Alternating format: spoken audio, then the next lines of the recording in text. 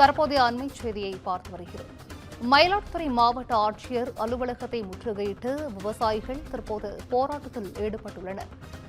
வீடு இல்லாதவர்களுக்கு வீட்டுமனை, நிலமற்ற ஏழைகளுக்கு 2 ஏக்கர் நிலம் வழங்க வலியுறுத்தி இந்த போராட்டமானது நடைபெற்று வருகிறது. கூடுதல் விவரங்களை செய்தியாளர் யோகேஸ்வரன் வழங்கிட கேட்கலாம். யோகேஸ்வரன், வணக்கம். ஆட்சியர் அலுவலகத்தை முற்றுகையிட்டு விவசாயிகள் தற்போது போராட்டத்தில் ஈடுபட்டு வருகிறார்கள். இந்த போராட்டம் குறித்தான் முழு விவரங்கள். வணக்கம் சுந்தஜா.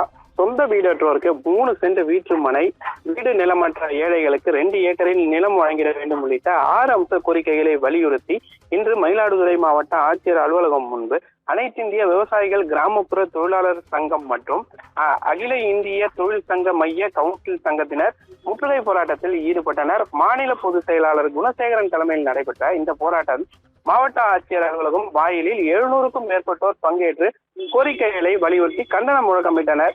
தொடர்ந்து மாவட்ட ஆட்சியர் அலுவலகம் உள்ளே வந்து வாயில் முன்பு அமர்ந்து முற்றுகை போராட்டத்தில் ஈடுபட்டனர். தேசிய ஊரக வேலை உறுதி செய்யும் நிதியில் ஒதுக்கி 100 நாள் வேலை திட்டத்தை 200 நாட்களாக வழங்கிட வேண்டும். அது மட்டுமின்றி ஒரு நாளைக்கு 600 ரூபாய் கூலியை உயர்த்தி தர வேண்டும். மயிலாடுதுறை மாவட்டம் பாதுகாக்கப்பட்ட வேளாண் மண்டலமாக இருப்பதால் விவசாயம் அளிக்க வரும் அனைத்து கார்ப்பரேட் மின் திட்டங்களையும் தடை செய்ய வேண்டும்.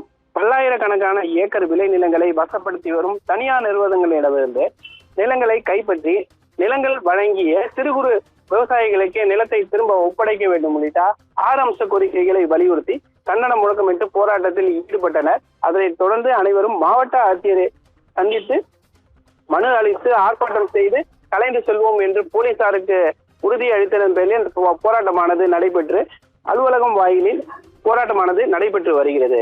இந்துஜா, விவரங்களை வழங்கியமைக்கு நன்றி யோகேஸ்வரன்.